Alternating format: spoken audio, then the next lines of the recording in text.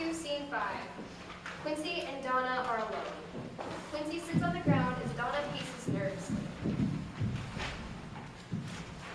You're going to lose. That isn't going to stop me from trying.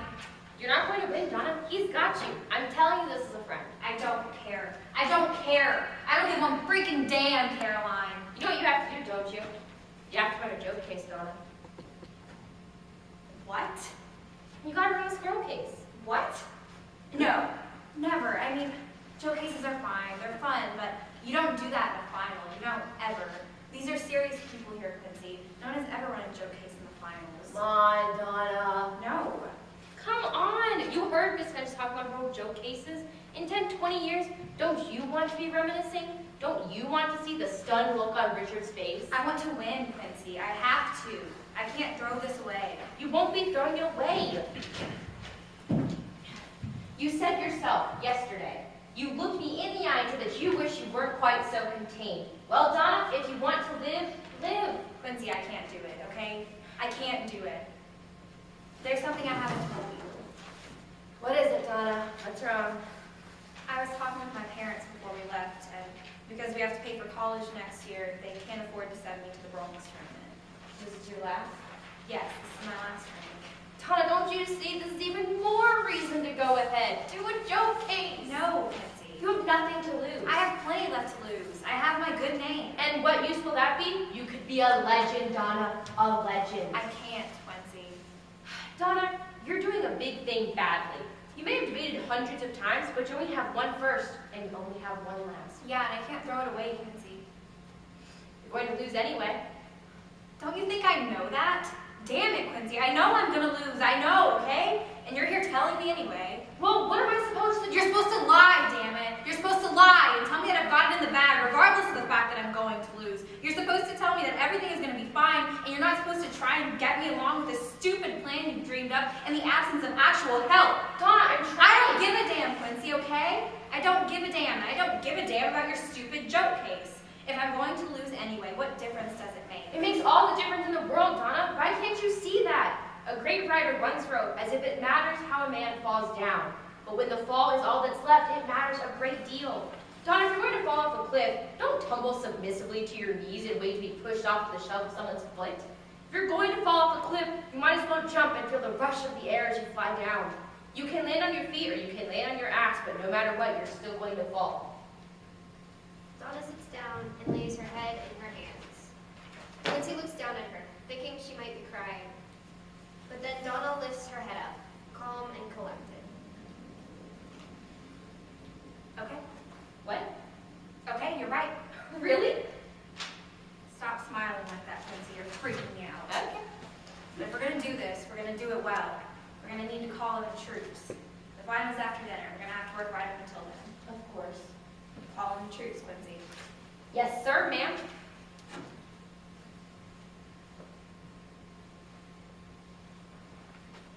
Viola, Sebastian, we're going to meet you over there.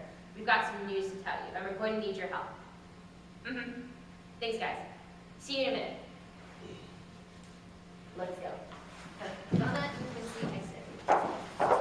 Act 2, Scene 6. Two podiums are set off to one side of the stage, facing the audience. The rest of the cast sits on the other side of the stage, angled facing the podiums. They sit either in chairs or on the floor. Donna and Richard stand at the podium, shuffling through papers. Quincy, Will, Viola, and Sebastian sit near Miss Finch, and Francine sits with Parker. All in the audience are chatting before the match.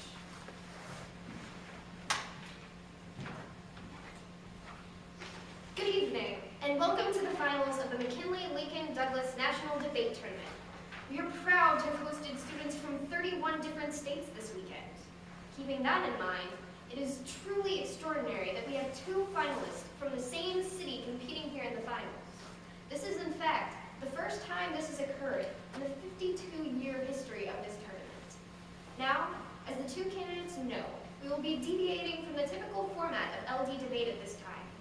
This will not follow the normal format, but rather the affirmative constructive will be followed directly by the negative constructive. The debaters will then have a period of time in which to cross-examine each other, followed by an affirmative rebuttal and a negative rebuttal. Are the debaters ready? Okay, ladies and gentlemen, please welcome to the stage Richard Blake and Donna Donna Caraway of Louisville, Kentucky.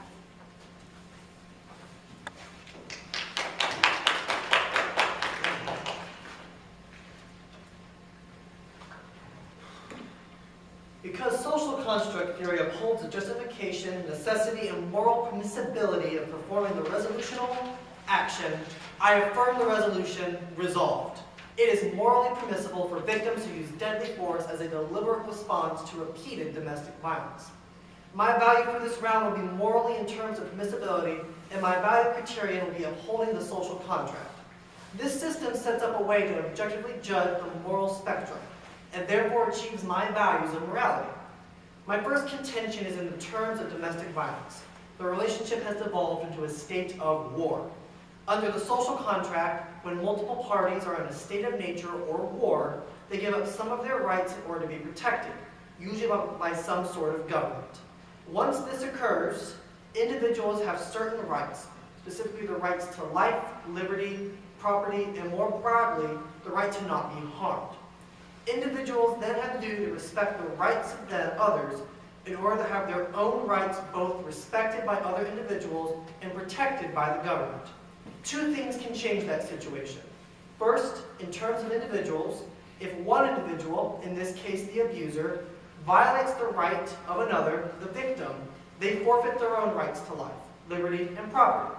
Second, in terms of government, if the government, which is bound by social contract to protect the rights of individuals, fails to do so, then the victim has the right to take their own safety and well-being into their own hands.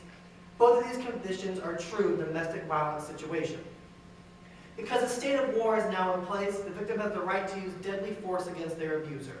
As Locke states, the right of self-defense is a law of nature. Contention 2. The moral permissibility of deadly force is further justified by the lack of viable alternatives. As Burke states, alternatives to deadly force are either ineffective, unavailable, or non-existent.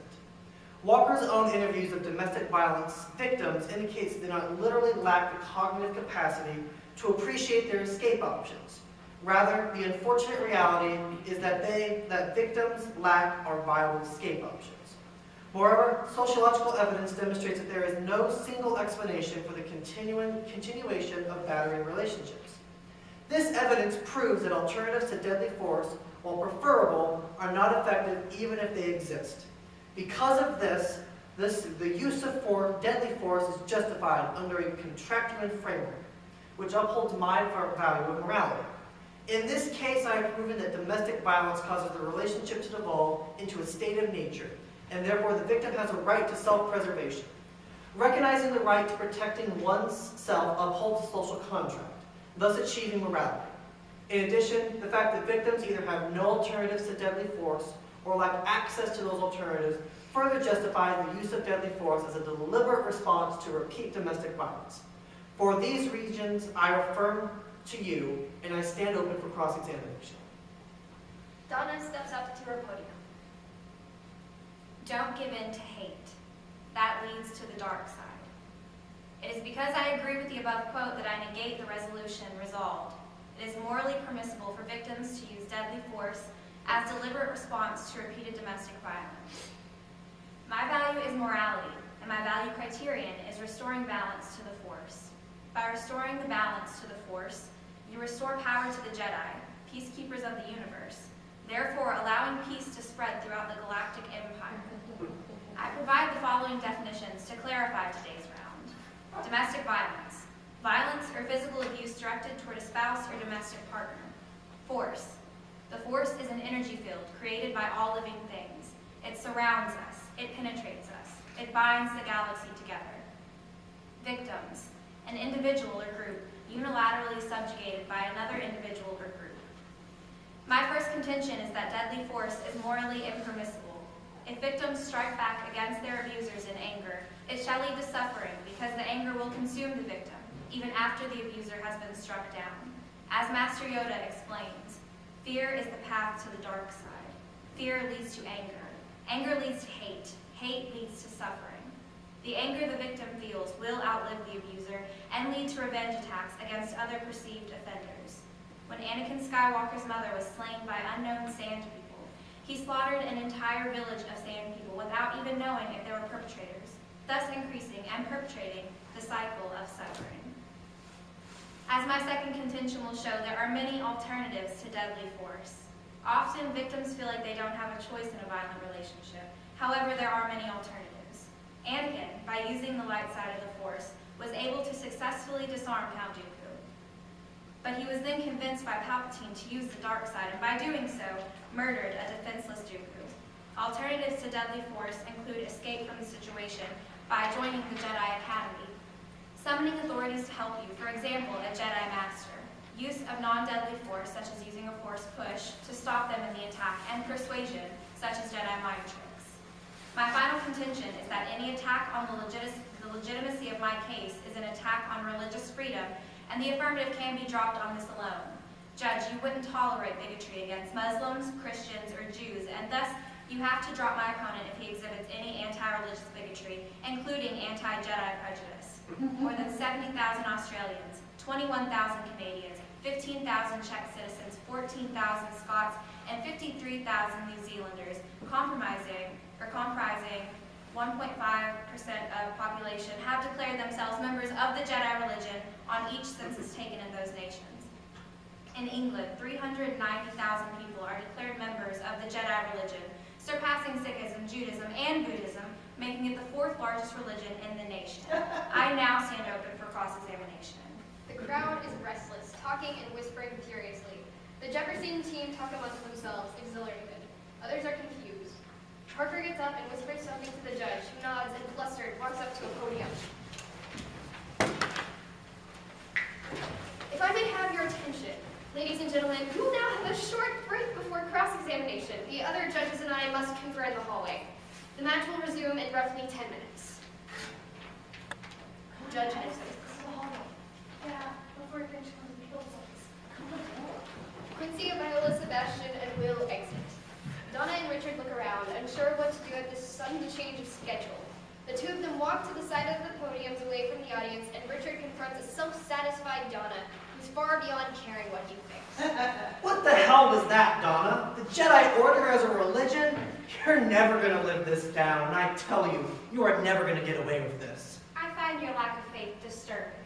Donna, you can't just do this. You underestimate my power, and in addition, I believe I just did. Holy hell. Problem?